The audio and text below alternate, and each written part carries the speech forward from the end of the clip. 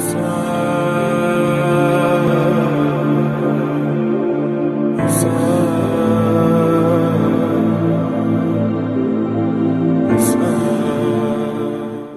باللہ من الشیطان اللعین الرجیم بسم اللہ الرحمن الرحیم الحمد للہ رب العالمین والصلاة والسلام علی اشرف الانبیاء والمرسلین سیدنا و نبینا و شفیع ذنوبنا مولانا ابی القاسم محمد وعلى أهل بيته الطيبين الطاهرين المعصومين المنتجبين المنتخبين المظلومين ولعنة الله على أعدائهم أجمعين من الآن إلى قيام يوم الدين آمين يا أحكم الحاكمين أما بعد فقد قال الله سبحانه وتعالى في القرآن الكريم بسم اللہ الرحمن الرحیم ان الذين قالوا ربنا الله ثم استقاموا تتنزل عليهم الملائكة ألا تخافوا ولا تحزنوا صلوات بر محمد و آل محمد۔ حاضرین مجلس، ناظرین کرام، عزاداران ابو عبداللہ الحسین علیہ السلام، اسلام دین عقیدہ و عمل کے عنوان پر مسلسل آپ سے گفتگو جاری ہے، اور آج ہم اس کی نویں منزل میں داخل ہو رہے ہیں بحمد اللہ۔ آپ کی خدمت میں عرض کیا کہ عقیدہ اور عمل یہ لازم و ملزوم ہیں، ایک دوسرے سے مشروط ہیں، دونوں ایک دوسرے کے ساتھ ہیں، نہ عقیدہ عمل سے جدا ہے، نہ عمل عقیدے کے بغیر ممکن ہے، بلکہ عمل ممکن تو ہے لیکن صحیح عمل، بارگاہ احدیت میں قبول ہونے والا عمل، اللہ کو پسند ہونے والا عمل، وہ تبھی صحیح ہوگا، تبھی پسندیدگی کی منزل میں آئے گا، تبھی قبول کیا جائے گا جب اس کی پشت پر صحیح عقیدہ موجود ہوگا۔ عقیدے اور عمل کے عنوان سے جو آپ کے سامنے گفتگو ہو رہی ہے وہ کل تک اس مقام تک پہنچی تھی کہ دنیا انسانیت میں سب سے زیادہ قتل اور سب سے زیادہ خون عقائد اور اعتقادات کے اختلاف کے اوپر بہایا گیا،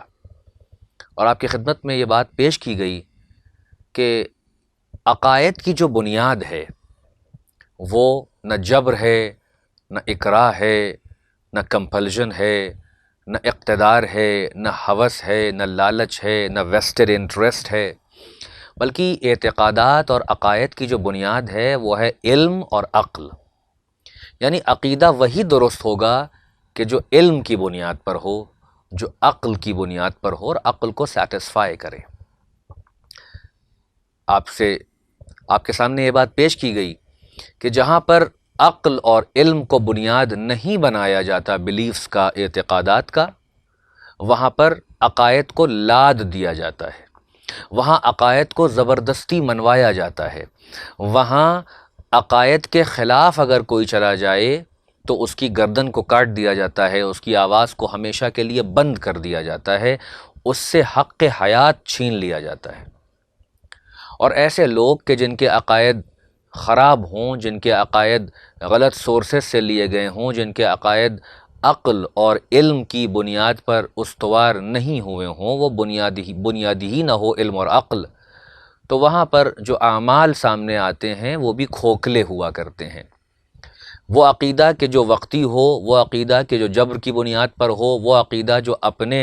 اپنی خواہشات کی بنیاد پر گڑھ لیا گیا ہو، وہ عقیدہ جو کسی خاص گروپ کو فائدہ پہنچانے کے لیے بنا لیا گیا ہو، وہ عقیدہ کہ جس کا اصول شخصیتیں بنی ہوئی ہوں کہ شخصیتوں کو پہلے دیکھ لو، پھر ان کو دیکھ کر عقائد کو استوار کرو اور عقائد کو درست کرو۔ اس شخصیت میں اگر کوئی خامی ہو تو وہ عقیدے سے ہٹا دو، اس میں جو اچھائیاں ہوں اس کی بنیاد پر ایک عقیدہ گڑھ لو۔ تشیع اور مکتب اہل بیت اور اسلام حقیقی، اسلام محمدی، اسلام علوی، اسلام حسینی، یعنی اسلام اہل البیت علیہم الصلاۃ والسلام، یہاں پر اصول مقدم ہیں، یہاں پر عقل کو دعوت ہے، یہاں علم دوستی کو پروان چڑھایا گیا ہے، یہاں عقائد کی بنیاد علم ہے، یہاں عقائد کی بنیاد ریشنالٹی ہے، یہاں عقائد کی بنیاد وزڈم ہے، یہاں عقائد کی بنیاد اوپن ڈائیلاگ ہے کہ آؤ اس بات کو پرکھو، اس کو سمجھو، اس میں غور و فکر کرو۔ اگر وہ عقل اور علم کی بنیاد پر اتر رہی ہے اور تمہاری فطرت بھی اس پر آواز دے رہی ہے اور ہم آہنگ ہے تو قبول کرو۔ یعنی زبردستی نہیں ہے کہ اللہ کو ماننا، کہ نہیں مانو گے تو تلوار سے گردن اڑا دیں گے، رسول اللہ کو نہیں مانو گے تو تم سے حق حیات چھین لیں گے، اہل بیت اطہار علیہم الصلاۃ والسلام کی امامت و ولایت کو نہیں قبول کیا تو ہم تم کو زندہ نہیں رہنے دیں گے۔ نہیں، یہ تو تشیع کے لیے ہوا، یہ تو محبان اہل بیت پر ہوا کہ جب وہ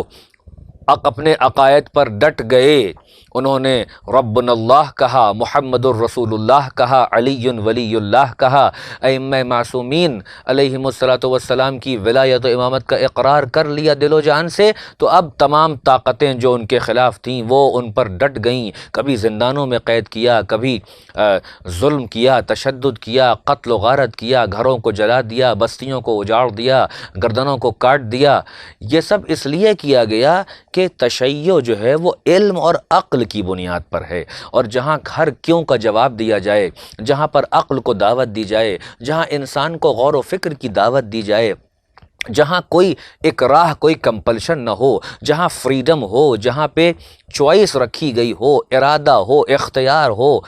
وہاں پر جب یہ تمام چیزیں موجود ہیں تو باطل ایکسپوز ہونے لگا، باطل جو ہے اس کے چہرے سے نقاب اترنے لگی، انسانیت کو سمجھ میں آیا کہ حقیقت کہاں پہ ہے، حق کہاں پایا جاتا ہے، اسلام کن کی گودیوں میں پلا ہے، اسلام کس کا نام ہے۔ یہاں سے لوگوں نے سمجھ لیا کہ اگر ہم نے اہل بیت کے مکتب اور مذہب کو رائج ہونے دیا تو ہماری دکانیں بند ہو جائیں گی، ہمارا اقتدار ختم ہو جائے گا، پھر کوئی ہمیں نہیں پوچھے گا آ کر، پھر کوئی ہماری پرستش نہیں کرے گا، پھر ہم جو چاہیں اپنی منمانی نہیں کر سکتے ہیں، پھر ہم اسلام کا مکھوٹا ڈال کر اور اسلام کا لبادہ اوڑھ کر اپنی خواہشات کی تکمیل نہیں کر سکتے ہیں، پھر ہم اپنے نظریات اور اپنی آئیڈیالوجی اور اپنی خواہشات اور اپنی جو ہے وہ پسند اور ناپسند کو دین بنا کے نہیں پیش کر سکتے ہیں، پھر ہم لوگوں پر حکومت نہیں کر سکتے ہیں، لوگوں کو غلام نہیں بنا سکتے ہیں، لوگوں کو اندھیرے میں نہیں رکھ سکتے ہیں، لوگوں کو ایکسپلائٹ نہیں کر سکتے ہیں۔ اگر حقیقی اسلام سامنے آ گیا، اگر حق سامنے آ گیا، اگر اہل بیت اطہار کے فضائل اور مناقب اور ان کی تعلیمات سامنے آ گئیں، لہٰذا ہر طریقے سے کوشش کی گئی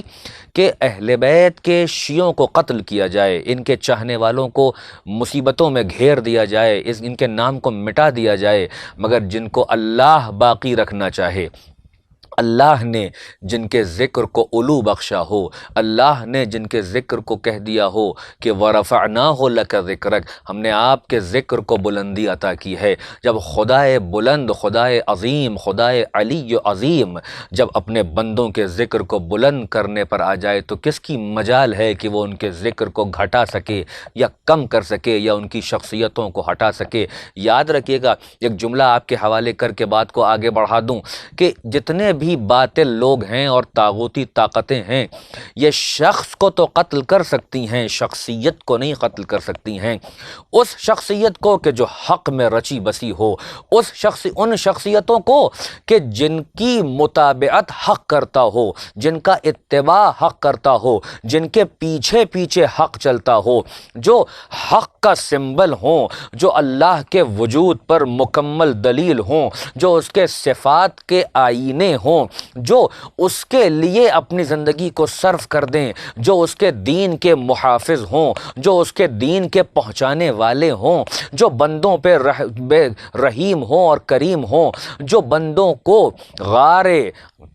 قارے، تذلل سے، قعر مذلت سے نکال کر وہ ان کو اچھائیوں کی راہ پر لا کے کھڑا کر دیں، کمال کی راہ پر لا کے کھڑا کر دیں، سعادت کی راہ پہ لا کے کھڑا کر دیں، کامرانی عطا کریں۔ ان کو کون کیا مٹانے کی کوشش کرے گا؟ وہ ان کو قتل تو کر سکتا ہے، ان کو شہید تو کر سکتا ہے، مگر نہ ان کی شخصیت کو قتل کر سکتا ہے، نہ ان کی تعلیمات کو ختم کر سکتا ہے، نہ ان کی نور کو اور ان کی روشنی کو دبا سکتا ہے۔ اللہ کا نور ہے جو کائنات میں پھیلا ہوا ہے، یہ جتنا چاہ لیں اس کو پھونک کے بجھا دیں، مگر اللہ اپنے نور کو تمام کر کے رہے گا۔ صلوات بھیج دے محمد و آل محمد پر۔ عقیدے اور عمل کی منزل پر آپ نے دیکھا کہ جب تشیع پر لوگوں نے اسٹڈی کرنا شروع کی تو تیجانی سماوی جیسے علماء پیدا ہوئے، ایسا عالم پیدا ہوا کہ جس نے اہل بیت کے مکتب کو اختیار کیا، ریسرچ کے بعد، غور و فکر کے بعد، تحقیق کے بعد، تجسس کے بعد، تکلیفیں اٹھانے کے بعد، اور اس کے بعد خود اپنے اس علم اور اپنے تجربات کی بنیاد پر اور اہل بیت سے مودت اور عشق کی بنیاد پر اور در مدینۃ العلم سے جو علم کی بھیک ملی اس کی بنیاد پر 15 سے 20 ہزار لوگوں کو تشیع میں لا کے کھڑا کر دیا، لوگوں تک حق کو پہنچا دیا، حق اہل بیت کو اجاگر کیا۔ یہ ہے تیجانی سماوی کا کمال کہ وہ کتابیں لکھتے چلے جا رہے ہیں اور مذہب حقہ کو لوگوں تک پہنچاتے چلے جا رہے ہیں۔ پھر اس کے بعد آپ دیکھیں کہ شیخ احمد شلتوت جو ہیں، جو الازہر کے وائس چانسلر گزرے ہیں، انہوں نے ہمارے ایک عالم دین سے سید شرف الدین الموسوی علیہ الرحمہ، ان سے خط و کتابت کر کے حق کو پہچانا،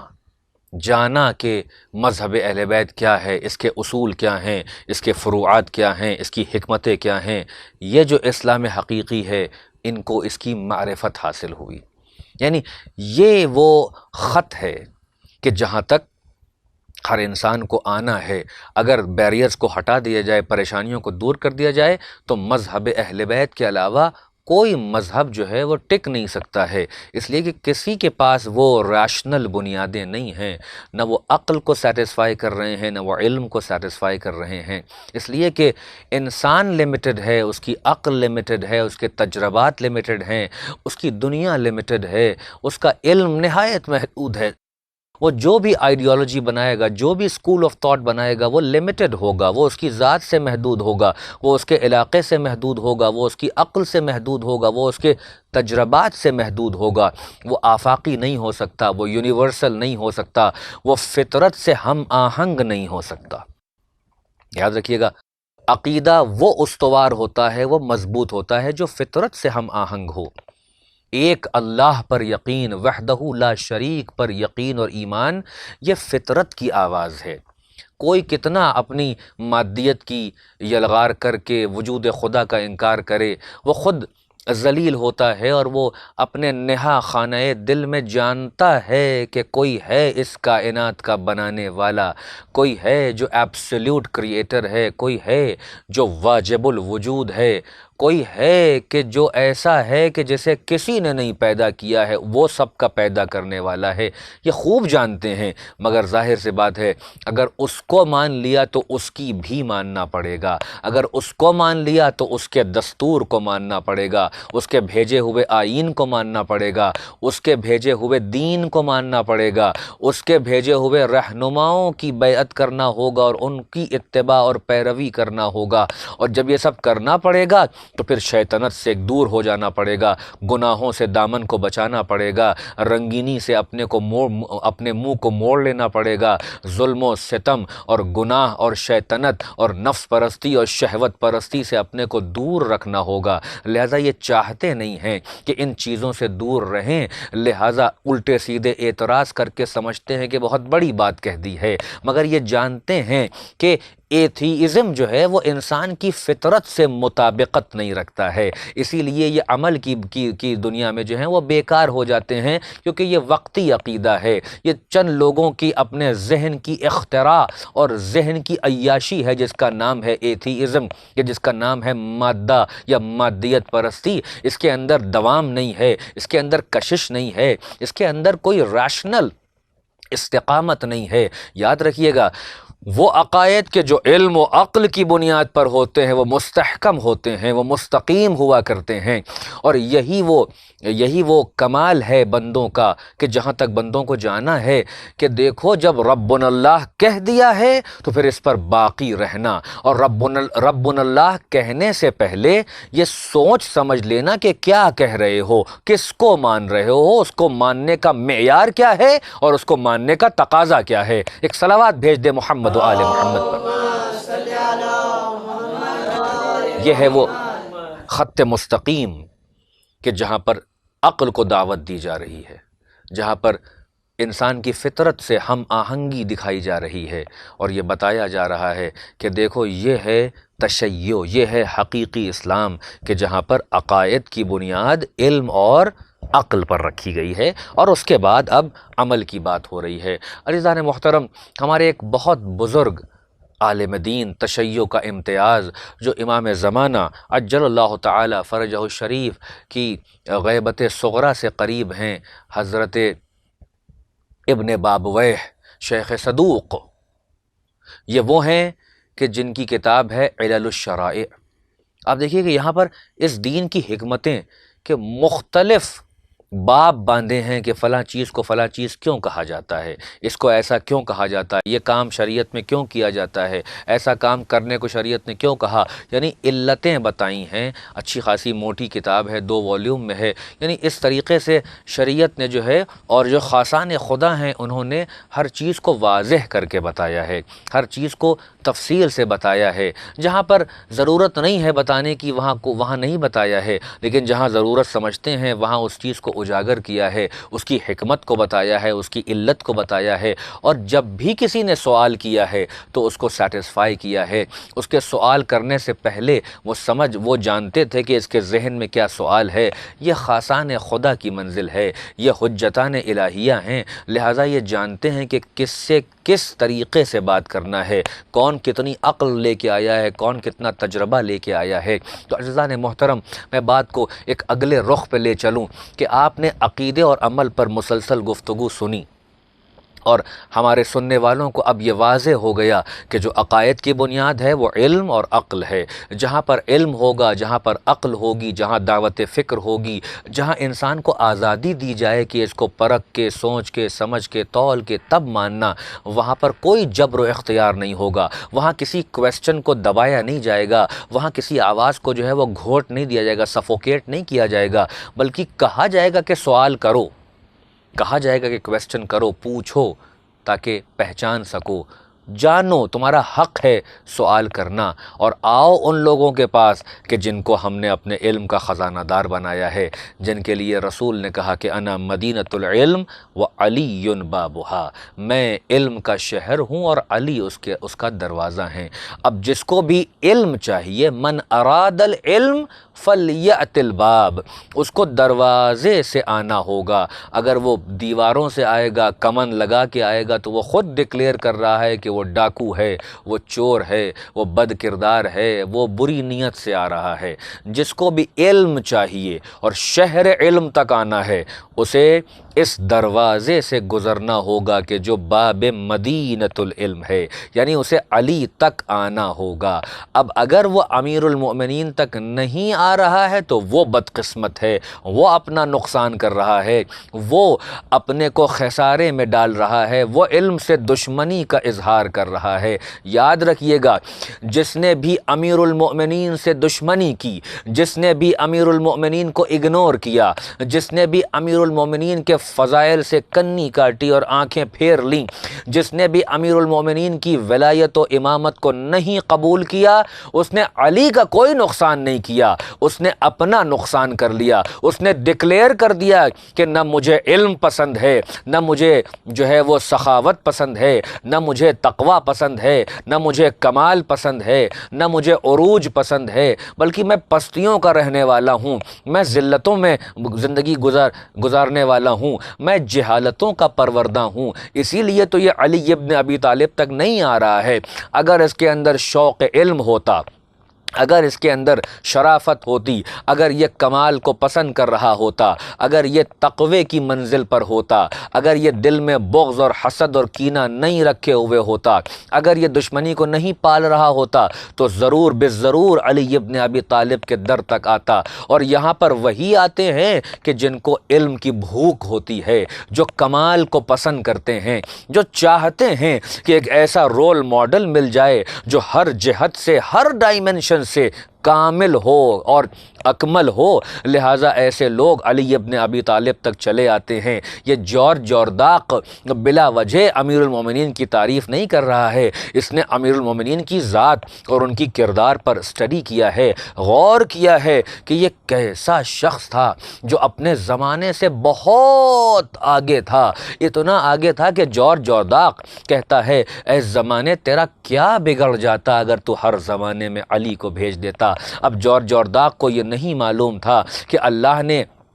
ایک محمد اور ایک علی نہیں بنایا ہے، بلکہ اولاد محمد و علی میں اس نے کبھی محمد پھر علی پھر محمد پھر علی، اس طریقے کے اولاد علی میں اس نے 11 ائمہ معصومین کو رکھا ہے کہ جو کردار بھی وہی رکھتے ہیں کہ جو محمد و علی کا کردار ہے، وہی علم رکھتے ہیں جو محمد و علی کا علم ہے، وہی گوشت و خون ہے جو محمد و علی کا گوشت و خون ہے۔ یعنی یہ ان کے اجزاء ہیں، یہ ان کے نور کے حصے ہیں، یہ ان کی اولاد طاہرہ ہیں، یہ سب کے سب محمد ہیں۔ ان کا اول بھی محمد ہے، ان کا اوسط بھی محمد ہے، ان کا آخر بھی محمد ہے، یہ کل کے کل محمد ہیں، یہ سب خاصان خدا ہیں۔ لہذا جو علم کا رسیہ ہوتا ہے، جس کو علم کی تلاش ہوتی ہے، وہ در اہل بیت پر آتا ہے، جس کو کمال چاہیے ہوتا ہے وہ خاصان خدا پر کے پاس چلا آتا ہے۔ یعنی اب مجھے کہنے دیجئے کہ اگر کسی کو حقیقی دین چاہیے، اگر کسی کو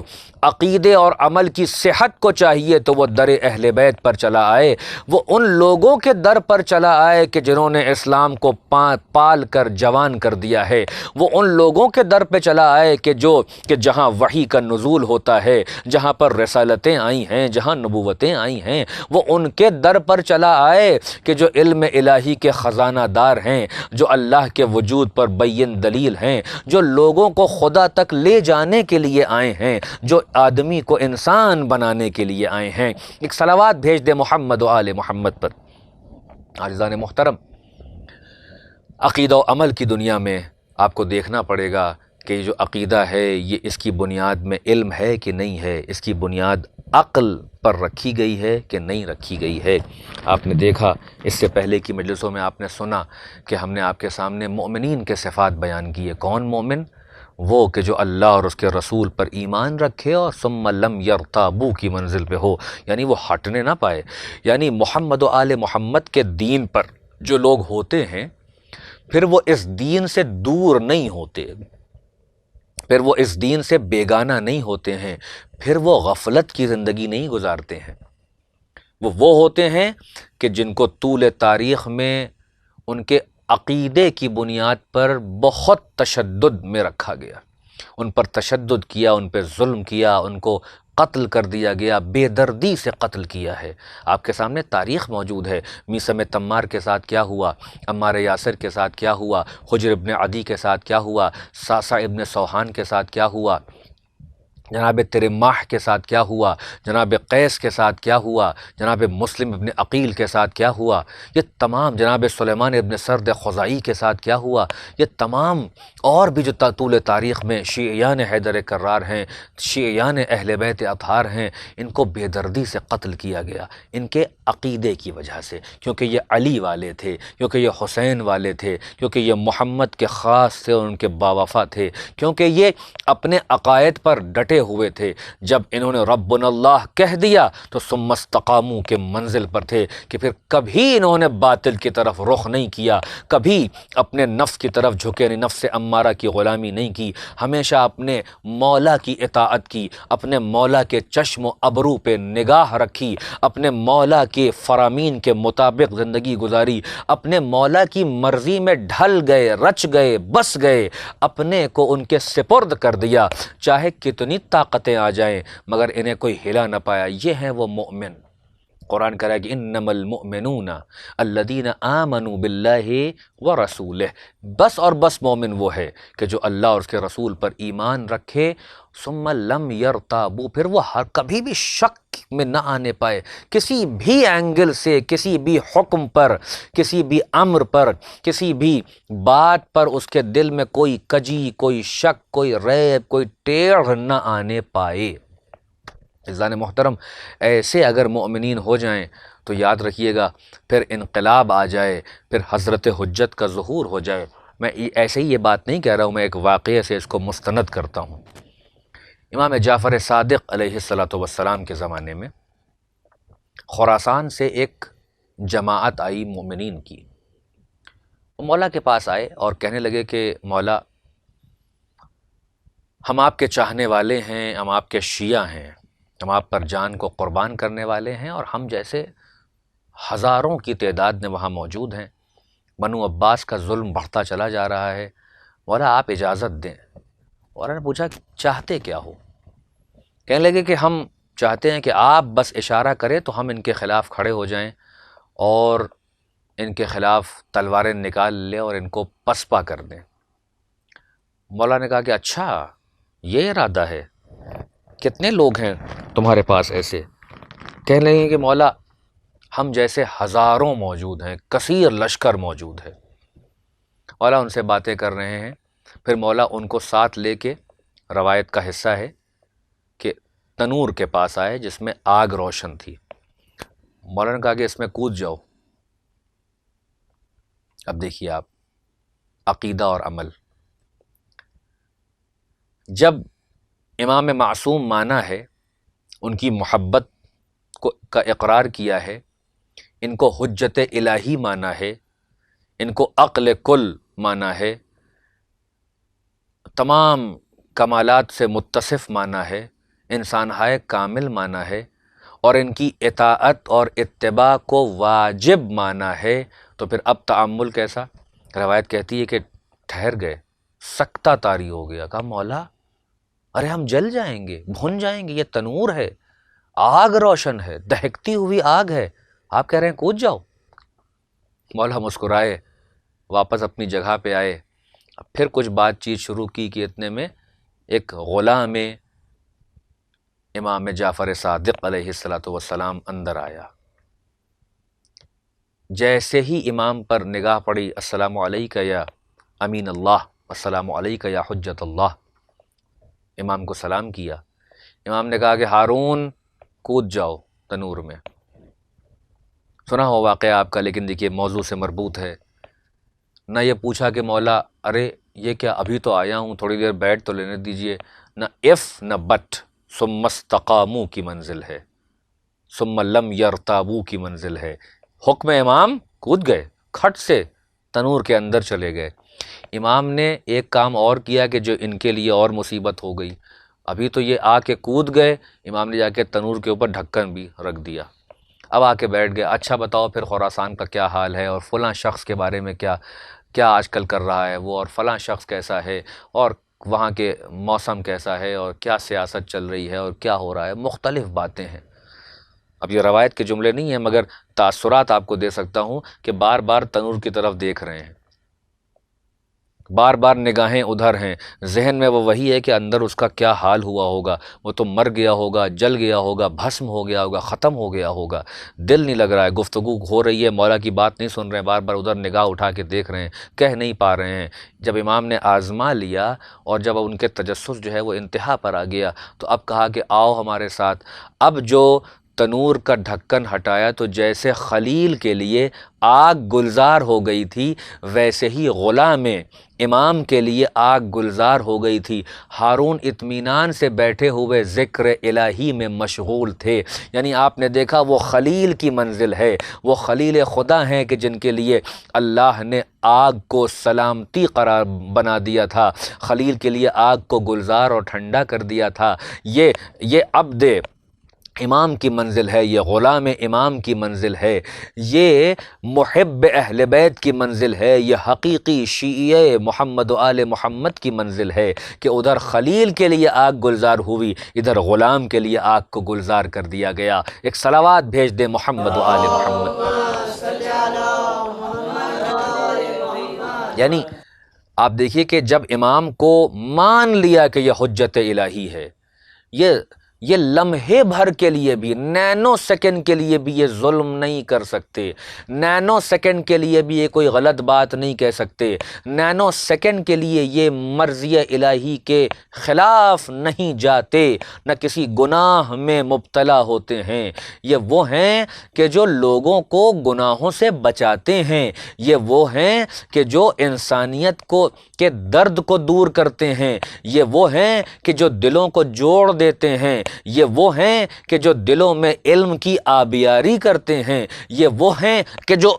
انسانیت کو راہ سعادت پر لگا دیتے ہیں۔ ان سے کسی غلط بات کی توقع اور سوچا بھی نہیں جا سکتا ہے۔ لہٰذا جب اتنا ایمان ان کی عصمت پر، ان کی عقل پر، ان کے وجود پر، ان کی برکتوں پر، ان کی رحمتوں پر ہو تو انسان یہ نہیں دیکھتا ہے کہ کیا کہا ہے اور اس کا کیا ہوگا میرا حال، بلکہ وہ یہ دیکھتا ہے کہ میرے مولا کا حکم کیا ہے۔ ثم استقاموا کی منزل پر ہے، جب اپنا پورا وجود ان کے حوالے کر دیا ہے تو اب یہ جہاں چاہیں لے جائیں۔ ظاہر سی بات ہے کہ یہ ہارون مکی نے اپنے عمل سے بتایا کہ اگر عقیدہ پختہ نہیں ہوتا، اگر عقیدہ راسخ نہیں ہوتا تو یہ عمل بھی وجود میں نہیں آتا۔ اگر ہارون بہت زیادہ گنہگار ہوتے، بے دین ہوتے، زبانی دعویٰ محبت کا کر رہے ہوتے، بس اہل بیت کے سامنے آ کے کچھ کہتے اور حقیقی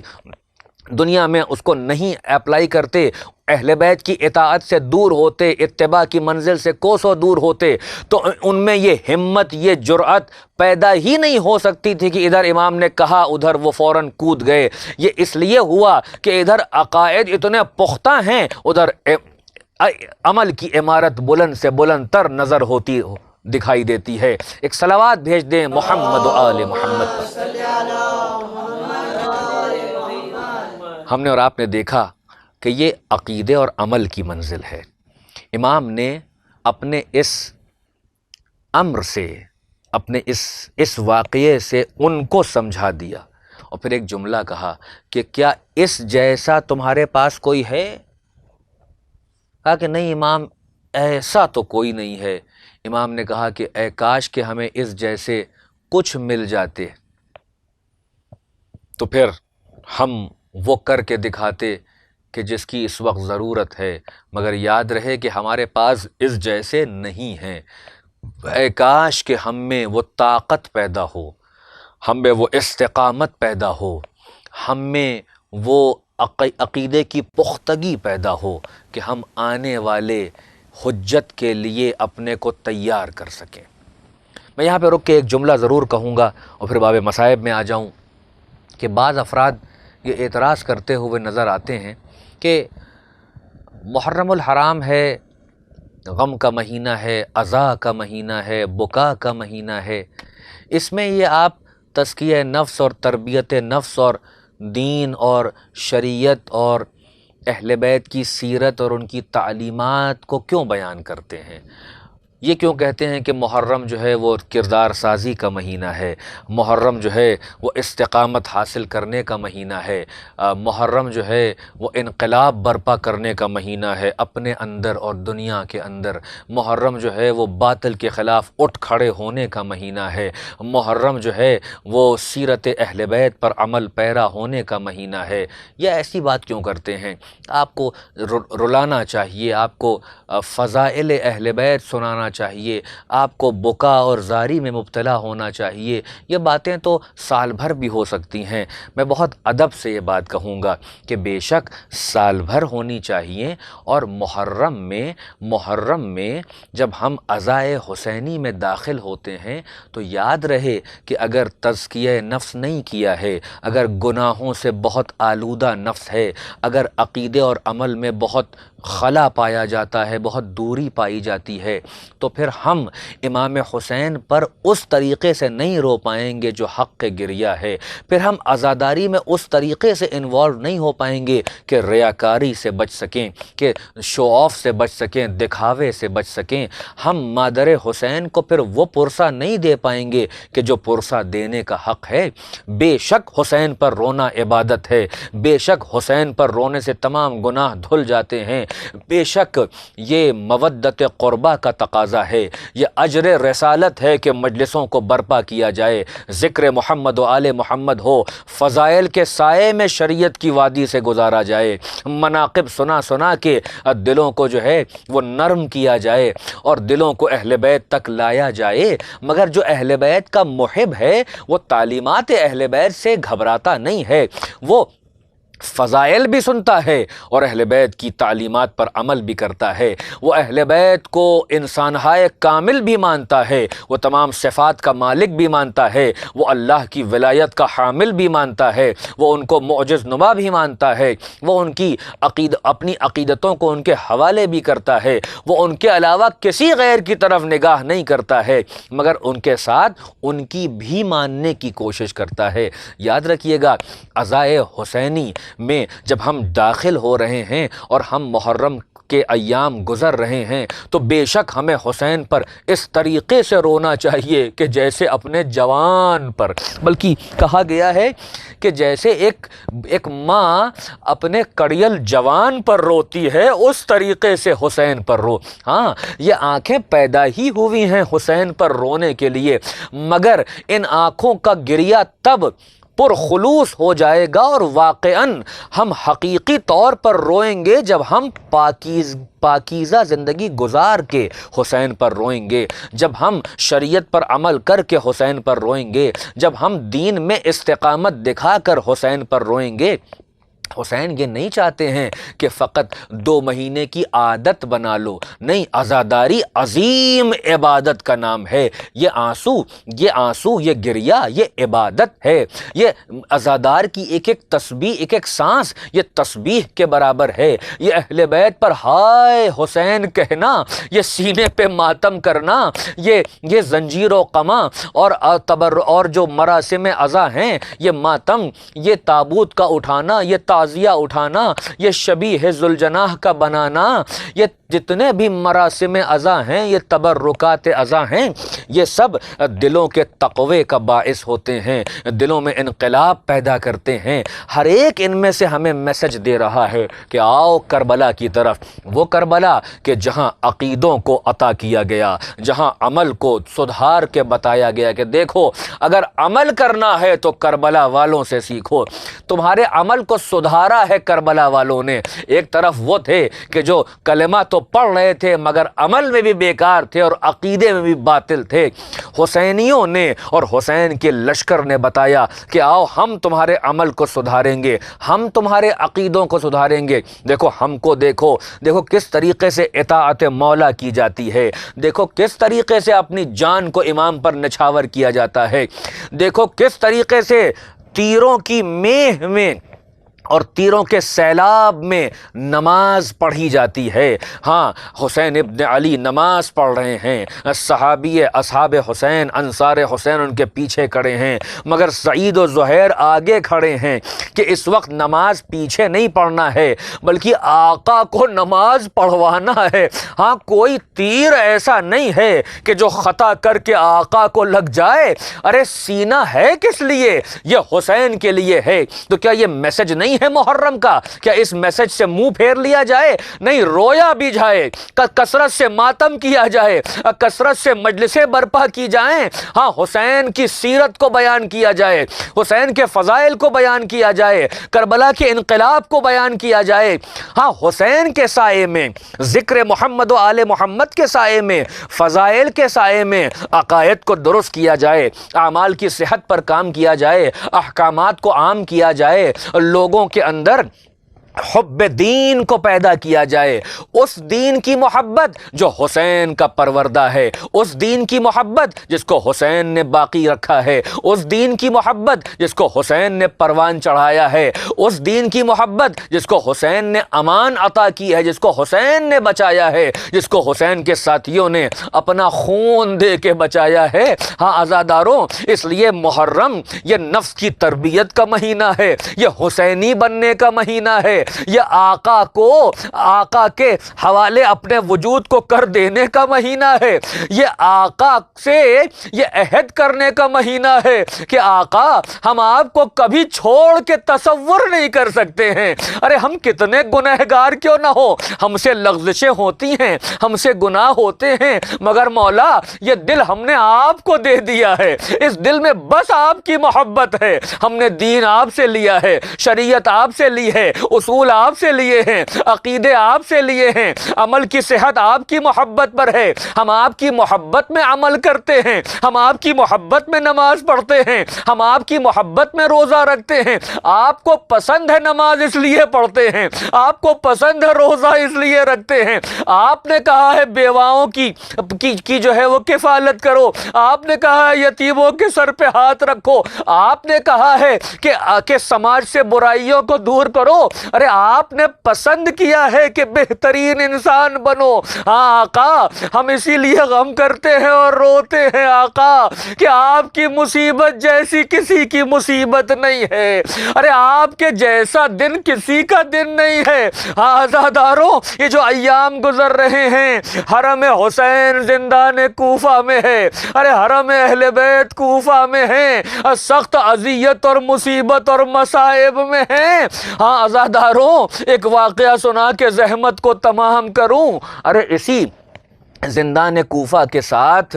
مختار ثقفی جو اہل بیت کے خادم ہیں، جو اہل بیت کے غلام ہیں، اہل بیت کے محب ہیں، اہل بیت کے با وفا چاہنے والوں میں سے ہیں۔ ہاں کبھی کبھی مختار کو دربار ابن زیاد میں لایا جاتا ہے تاکہ مختار کو تکلیف دی جائے، تاکہ مختار کے کلیجے پہ خنجر چلایا جائے اور دکھایا جاتا ہے کہ دیکھو یہ تمہارے آقا کا سر ہے کہ جس سے ابن زیاد بے ادبی کرتا ہے۔ ارے مختار کیسے برداشت کر رہے ہیں، ہائے پابند سلاسل ہیں، ارے جکڑے ہوئے ہیں لعین۔ ہم ایک بار جب مختار کو دربار میں لایا گیا تو اہل حرم موجود ہیں، ارے مختار نے دیکھا کہ محمد کے گھر والے موجود ہیں، ہائے جنہیں کبھی آسمان نے نہ دیکھا، ارے ظالم ان کا تعارف کروا رہا ہے۔ ارے مختار پر اتنا کرب ہوا کہ مختار برداشت نہ کر پائے۔ ارے زینب علیہ مقام اور دربار نجس میں کھڑی ہے، اور قیامت آ گئی ہے۔ ارے مختار بے ہوش ہو گئے، یہ صدمہ برداشت نہ کر پائے۔ میں کہوں گا مختار یہ اہل بیت محمد ہیں، ارے یہ کس منزل سے گزارے گئے ہیں۔ ارے مختار کوفے کی گلیوں میں آ جاؤ، کوئی پتھر مارتا ہے، کوئی گرم پانی پھینکتا ہے، ارے مختار کربلا آئیے، آپ کا آقا شہید ہو رہا ہے، ارے کوئی حسین پر تبر مار رہا ہے، کوئی تیر مار رہا ہے، جسے کچھ نہ ملا وہ پتھر جولیوں میں لے کے آیا۔ ارے فاطمہ کا لال ذوالجناح پہ ڈگمگا رہا ہے، اے میرے لال حسین آ میری آغوش میں آ جا۔